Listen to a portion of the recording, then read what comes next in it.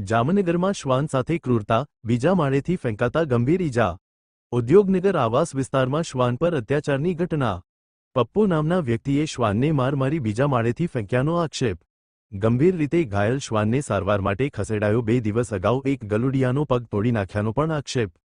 ઘટનાથી જીવદયા પ્રેમીઓ અને એનિમલ વેલફેર કાર્યકરોમાં રોષ દર્શના। એનિમલ વેલફેર સંસ્થાના કાર્યકરો બી ડિવિઝન પોલીસ મથકે પહોંચ્યા। આરોપી સામે ફ નોંધવા અને કડક કાર્યવાહી કરવાની માંગ। પશુ ક્રૂરતા અધિનિયમ હેઠળ ગુનો નોંધવાની રજૂઆત। પોલીસે મામલાને ગંભીરતાથી લઈ તપાસ શરૂ કરી। પુરાવાના આધારે કાયદેસરની કાર્યવાહી હાથ ધરાશે। જીવદયા પ્રેમીઓએ આરોપી સામે ત્વરિત અને દાખલારૂપ કાર્યવાહી કરવાની માંગ કરી। બેજુબાન પ્રાણીઓ પર અત્યાચાર રોકવા કડક પગલાં ભરવાની માંગ ઉઠી। મારું નામ છે આકાશ ચાવડા। અમારા એનજીઓનું નામ છે દર્શના એનિમલ વેલફેર। જે એનજીઓ સમગ્ર ગુજરાત રાજ્યમાં જે પશુ ઉપર થઈ રહેલા અત્યાચાર અને ક્રૂરતા વિરુદ્ધમાં અમે લોકો કાનૂની લડત લડતા હોઈએ છીએ અને ન્યાય મળે શક્ય તમામ પ્રયત્ન અમે કરતા હોઈએ છીએ।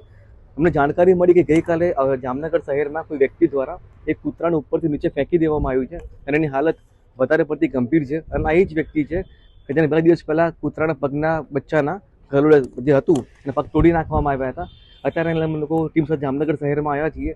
પીઆઈ સાહેબને અમે મળ્યા છીએ। બી ડિવિઝન પોલીસ સ્ટેશનના સાહેબે સારો અમને રિસ્પોન્સ કર્યો છે અને અત્યારે હાલમાં એફઆઈઆર દાખલ કરવાની કાર્યવાહી શરૂ થઈ ગઈ છે। અને અમે આશા રાખીએ છીએ કે જે ડોગ સાથે આવું ઘટના બની છે એ ફરી ડોગ હારે ના બને અને જે ડોગ સાથે બનતું ભવિષ્યમાં ક્યારેય વસ્તુ ક્રૂરતા જામનગર શહેરમાં ન થાય।